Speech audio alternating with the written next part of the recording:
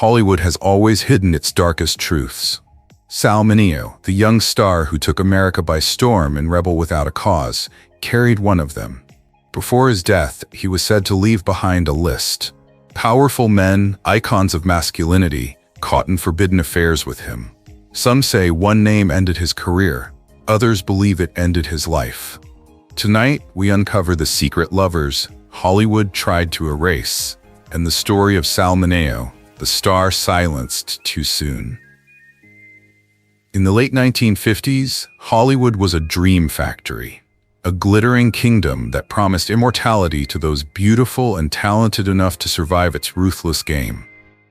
And for a brief, shining moment, no one seemed destined for greater things than Sal Mineo. He wasn't like the other boys.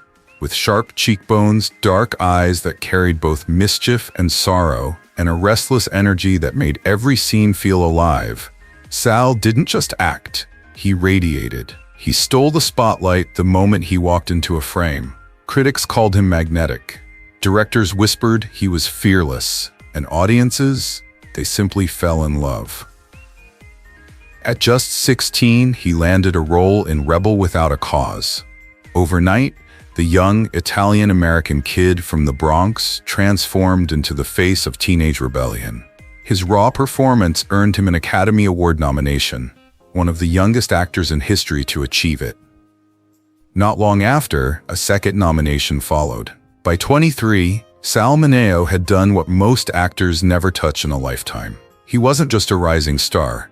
He was Hollywood's golden boy, the one studios were certain would redefine the future of American cinema. But Hollywood has always played by rules it never writes down. Rules enforced not by contracts, but by whispers, by threats, by silence. A leading man in the 1950s could smoke, drink, fight, seduce.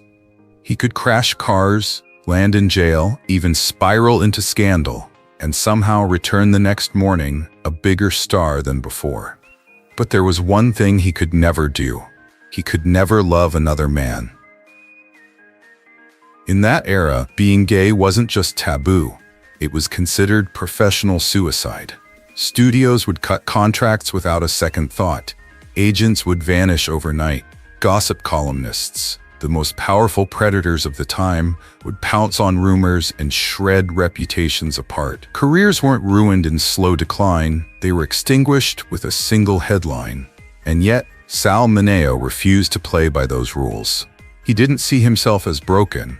He didn't force himself into a hollow marriage, didn't stage photographs with women on his arm to soothe the press. Sal loved openly, recklessly, sometimes desperately. To him, love wasn't something to be bartered for protection. It was oxygen. To Hollywood, that love was dynamite. At first, the punishment was subtle. The press began to describe him as too soft, too unusual, too risky for the all-American image studios demanded. Casting calls grew fewer. Scripts that once landed on his desk stopped arriving. Doors that had once flung open for him were quietly locked. Behind closed meetings, executives spoke the words every actor feared. He doesn't sell the right image anymore. Sal wasn't just losing jobs, he was being erased. And the cruelest irony? The very vulnerability that had made him a star, the sensitivity that audiences adored in Rebel Without a Cause, was suddenly weaponized against him. What was once praised as artistry became condemned as weakness. Hollywood could market rebellion, it could glorify danger, it could worship tragedy, but it could never, under any circumstance, tolerate a man who loved another man. Sal knew this, and still he didn't hide. He couldn't, because his life wasn't built on pretending, it was built on passion. Every secret rendezvous, every whispered confession, every risk he took was an act of defiance. It made him feel alive. But each step outside the shadows also pulled him closer to the edge.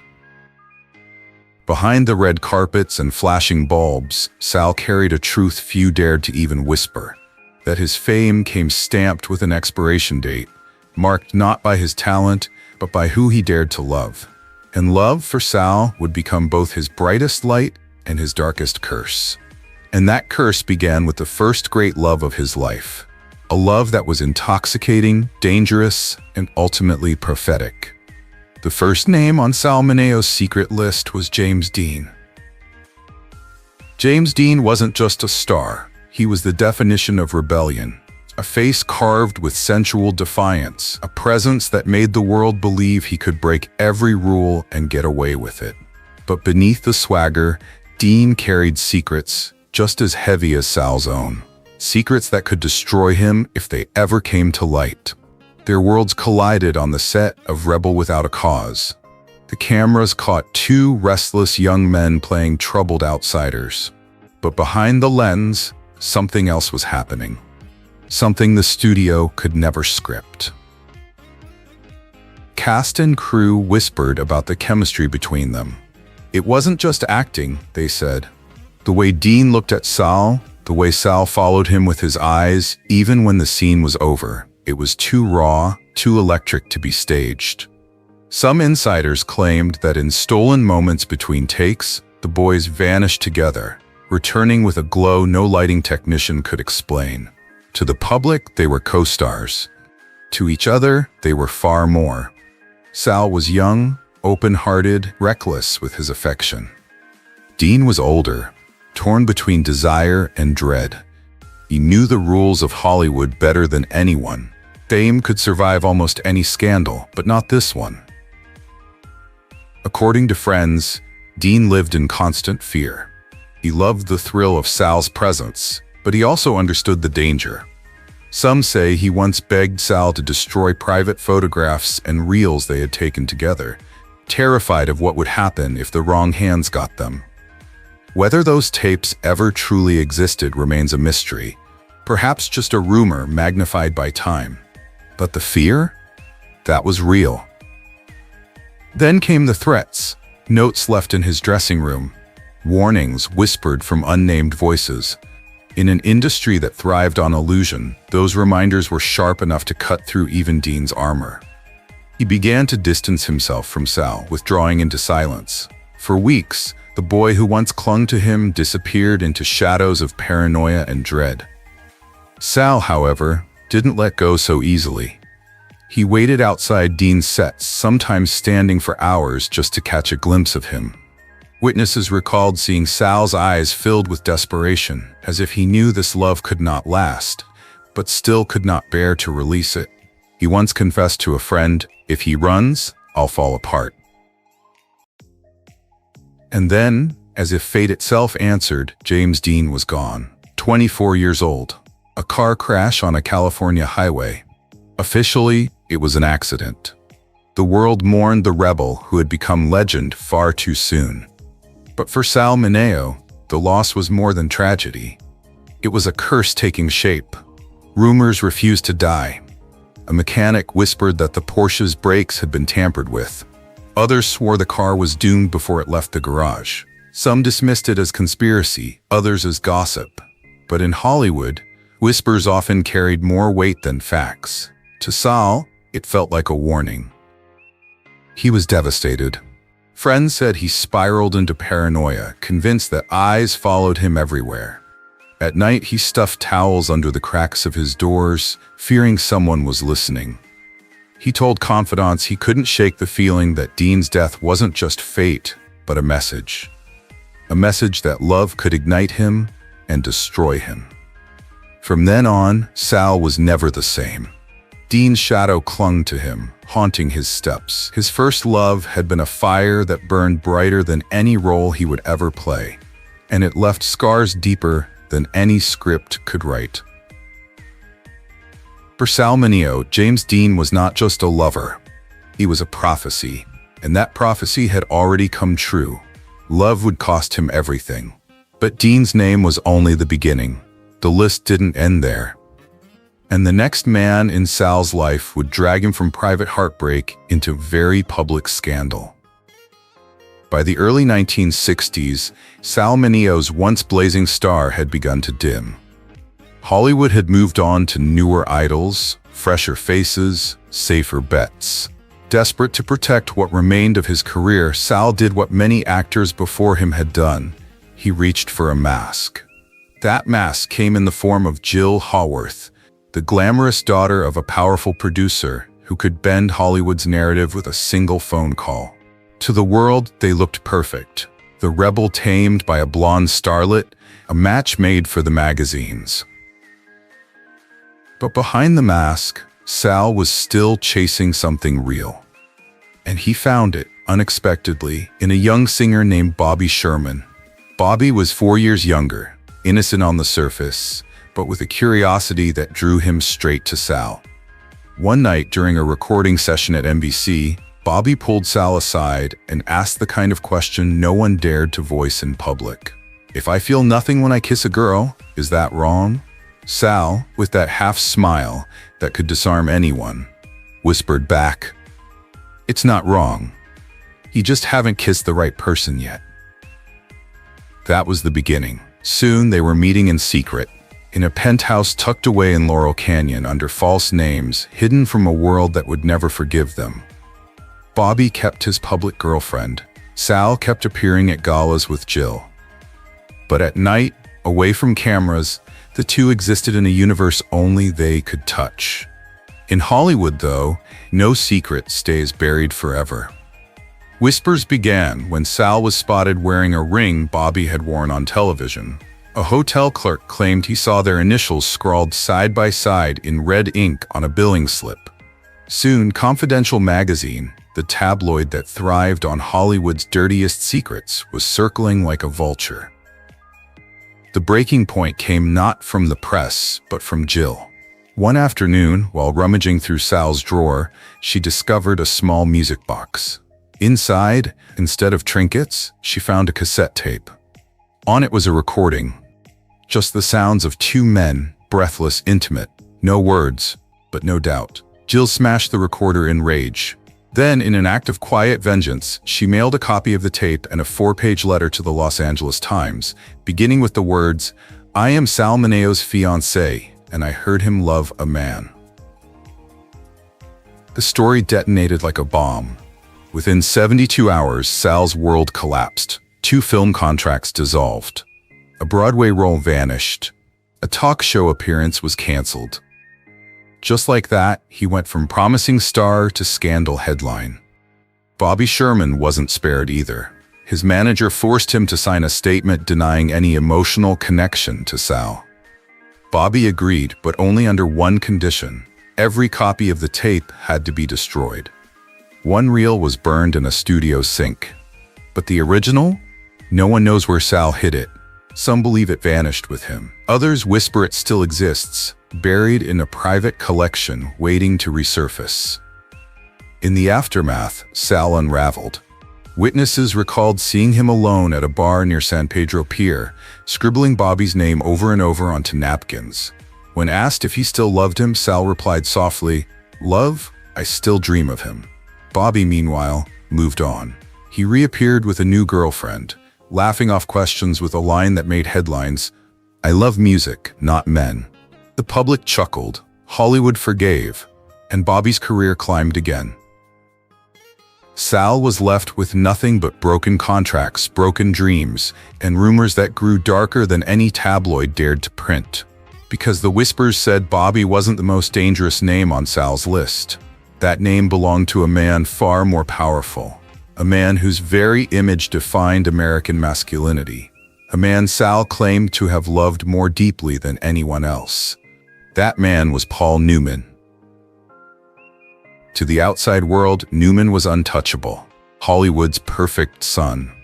With piercing blue eyes and a smile carved for magazine covers, he was the man every studio banked on, every audience adored. A devoted husband, a family man, a philanthropist. His career only climbed higher with every role. Exodus, Hud, the Hustler. His face wasn't just famous, it was sacred. To even suggest Paul Newman could have shared something forbidden with Sal Mineo bordered on blasphemy. And yet, whispers refused to die. They first crossed paths in the early 1960s. Sal, already slipping from the spotlight, was clinging to hope. Newman, meanwhile, was a star in full bloom, powerful, respected, carefully protected. They couldn't have been more different. But insiders said that difference was what drew them together.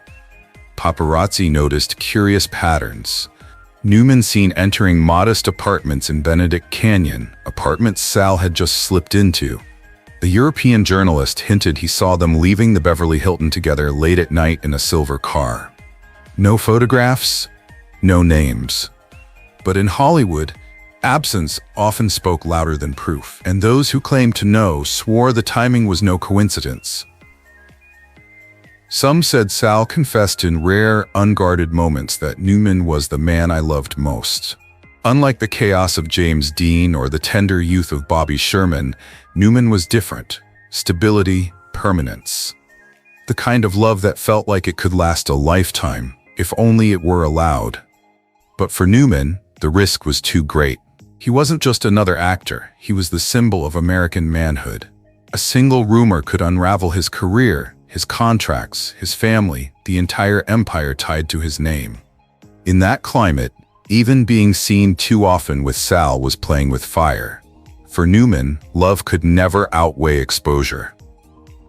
So if anything happened, it lived in shadows. In unmarked apartments, behind locked doors, in words never repeated aloud. Love without witnesses. Affection that died at sunrise. Some insiders even whispered of a recorded phone call. Sal begging Newman to go public. Newman answering coldly, "I love you, but not enough to lose everything for you." If such a tape ever existed, it vanished long before the world could hear it. When Newman pulled away, whether from fear, guilt, or survival, those close to Sal said it nearly broke him. Losing James Dean had been tragedy. Losing Paul Newman felt like betrayal. Newman's name lingered like a ghost. Friends recalled Sal speaking of him with longing one moment, bitterness the next. To Sal, Newman was the man who made him believe in love, and the one who proved it was never safe. Meanwhile, rumors brushed Hollywood's machinery. Articles vanished before print. Interviews with Sal were shelved. One editor admitted a single call from the studio was enough to kill a piece. Another reporter later claimed she was warned to leave it alone or risk her career. Hollywood didn't deny the whispers, it buried them. And the more they were buried, the more they grew. Silence in Hollywood was rarely innocent. To insiders, it felt like confirmation. Yet no one dared to say it out loud, not in the press, not even in casual conversation. It was as if Newman's name existed in a sealed vault, known by many, spoken by none. Did Paul Newman truly belong on Sal Mineo's list, or was it simply a rumor too dangerous to survive daylight? The answer is lost to silence. Newman never acknowledged Sal, not in interviews, not in memoirs, not even in passing. And yet, to those who knew Sal, Newman was the one scar he never healed from. What's certain is this: if the truth had ever surfaced, it wouldn't just have ruined Sal, it could have shaken Hollywood's very foundations. For Sal, the cost was heartbreak. For Hollywood, the risk was an empire. And as Newman's name lingered in whispers, Sal was left with an open wound. A love that might have saved him, or the loss that broke him. But Newman wasn't the only powerful name to haunt Sal's story. If James Dean had been the fire, and Newman the betrayal, the next man was something else entirely. A storm. Marlon Brando. The very name carried danger. He was Hollywood's wild card, magnetic, unpredictable, a man who lived by no one's rules. Rumors had followed him for years, whispers that Brando walked both sides of the line. To the public, he was a brooding genius, an actor who could shatter silence with a glance. To insiders, he was fire. Brilliant one moment, destructive the next. And somewhere in the early 1960s, Sal Mineo stepped straight into that fire. They were seen together more than once, near filming locations, slipping into the same hotels, even climbing into late-night cabs that vanished into the Los Angeles dark. A clerk at the Chateau Marmont swore he once rang Sal's room and heard Brando answer.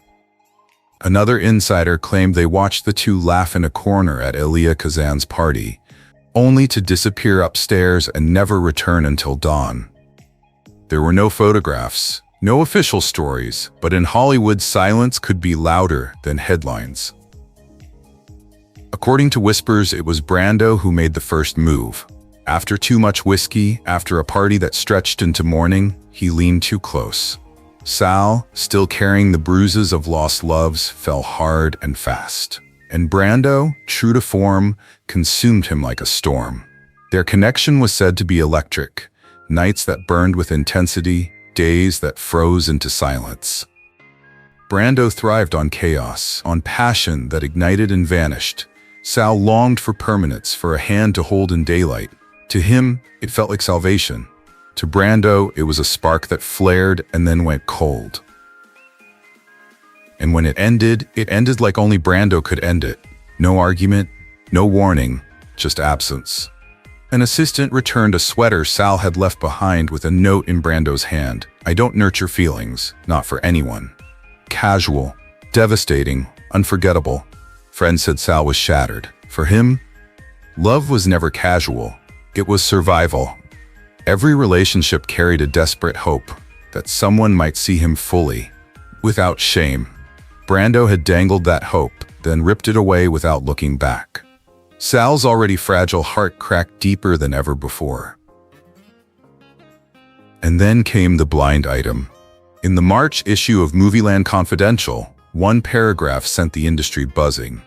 A Hollywood legend, famous for his tempestuous affairs, once shared his bed with a rising star known for his soft roles. Only one of them fell in love. Guess who? No names were printed. No denials followed. But in Hollywood's smoky backrooms and cocktail parties, everyone thought they knew. The whispers spread quickly. Some swore Brando had even bragged in private, spinning the fling as just another story in his endless parade of conquests.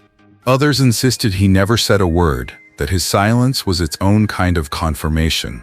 Sal, for his part, never denied it. But he never admitted it either. It remained what so many of Sal's relationships became, a rumor with too much weight to ignore and too much risk to say aloud. For Sal, Marlon Brando wasn't the great love, or even the great betrayal. He was something else entirely. A wound that burned fast, left scars, and then vanished like smoke. But Brando was not the last name on Sal's list. There were others, men just as powerful, just as desperate to protect their images. Men who could make or break a career with a single phone call. And the deeper Sal wandered into that secret world, the darker and more dangerous his story became. If Brando was the storm that burned hot and vanished, the next chapter in Sal Mineo's story was colder, stranger, and far more unsettling. Whispers began to circle in the mid-1960s, tying Sal to two other names that carried weight of their own: Anthony Perkins, the haunted star of Psycho, and Brandon DeWilde, the boy from Shane who had grown into a restless young man. On the surface, the connection made little sense. Perkins was notoriously private, a man who lived in fear of discovery, long rumored to have been pressured by studios into keeping a carefully staged public image. DeWilde, meanwhile, was unpredictable, a former child star whose adult career seemed to vanish almost as quickly as it began. But in Hollywood, the strangest pairings often hid the deepest truths. A March 1965 issue of Movieland Confidential hinted at something explosive. 3 male actors, one known for Psycho, one for Rebel Without a Cause, and one for Shane, were spotted leaving the same penthouse suite, just minutes apart. The magazine hit stands, but within 6 hours it was gone. Every copy recalled, every reference erased. The official reason? A printing error. But insiders swore it was no accident. Hotel records only deepened the whispers. A Beverly Hilton manager logged that room 508 had ordered 3 meals that night, but the nameplate on the door listed only one guest, Sal Mineo. No photos ever surfaced.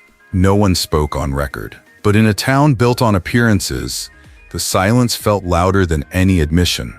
Those who knew Sal said the connection to Perkins and DeWilde was never about passion.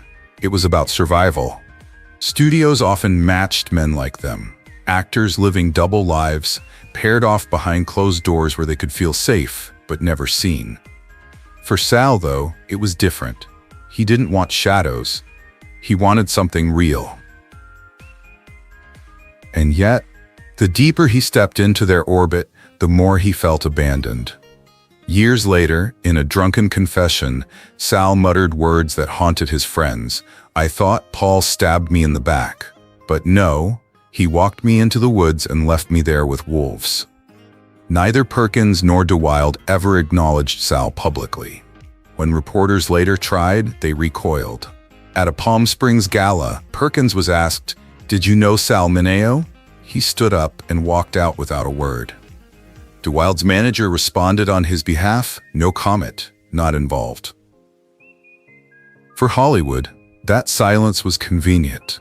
For Sal, it was crushing. Another chapter in a life where every risk was punished, every confession buried, every attempt at love twisted into scandal. No one can say for certain what truly happened between Sal, Perkins, and DeWilde. Was it a fleeting triangle, a secret alliance, or just another rumor swallowed by the machinery of silence? What remains is the chilling truth.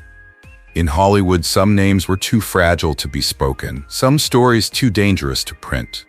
And Sal Mineo, once the face of rebellion, was becoming the man everyone denied knowing. What remained for Sal in those final years was not Hollywood royalty, not the glamorous stars who once whispered his name in secret. It was a quiet man, unseen by cameras, unknown to tabloids. Courtney Burr. He wasn't famous, he wasn't powerful. He was an acting coach, steady, ordinary, almost invisible compared to the men who had come before. But unlike them, he didn't run, he stayed. For nearly 6 years, through paranoia and scandal, through fading fame and whispered threats, Burr was the one constant in Sal's unraveling world. Neighbors thought he was just a roommate. The press barely noticed him at all. But behind the walls of their modest Santa Monica apartment, Courtney became Sal's refuge. When Sal panicked at the sound of a knock, Courtney locked the doors. When he feared hidden microphones, Courtney turned off every light. And when Sal's spirals pushed him to the edge, Courtney simply sat beside him, hand in hand, until sleep came. It should have been the kind of love story Hollywood celebrated. Instead, it became the quiet final act of Sal's troubled life. On the night of February 12, 1976, Sal Mineo collapsed just steps from his door. The keys still hung in the lock when Courtney found him. According to the official record, he waited beside Sal in silence before finally calling 911. His words to the dispatcher were calm, almost broken. "The man I love has been hurt." But the headlines told a different story. Within hours, tabloids twisted Courtney from grieving partner into suspect. The last man to see Sal alive, they declared. Some papers went further, branding him rival, co-star, even possible betrayer. Reporters broke into the apartment, photographing half-empty glasses, an unlit candle, details they printed as scandal, not signs of love. And then came the darkest whisper of all. Friends claimed Sal had kept a recording, a final tape naming the men he had loved, the ones who had abandoned him. Some said it was hidden in a film can tucked behind a painting.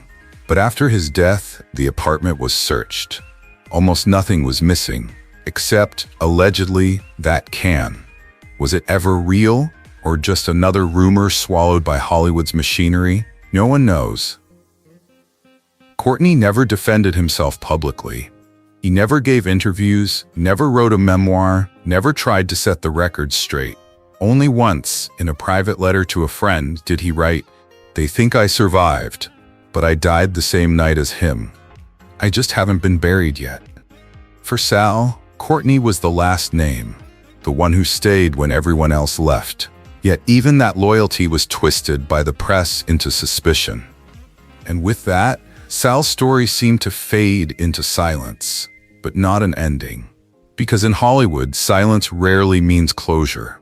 It means there are still truths left unspoken. For years after his death, whispers kept surfacing. Some said Sal had been linked to names far more dangerous than James Dean, Newman, or Brando. Names so protected that even the hint of exposure was enough to kill a story overnight. In a leaked casting memo from the late 1960s, one executive scrawled a note beside Sal's name: "Avoid pairing him with DW. Raises too many questions."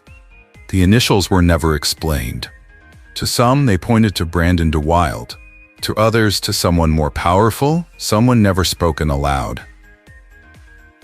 Old tabloid circles whispered about arranged meetings, secret dinners where young actors like Sal were quietly introduced to older, established stars who could protect them or destroy them.